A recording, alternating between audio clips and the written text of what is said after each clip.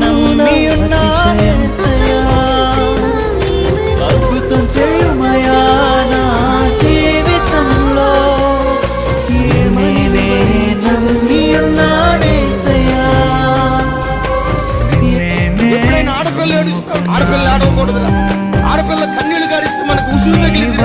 ఆడపిల్ల ఎవరయా,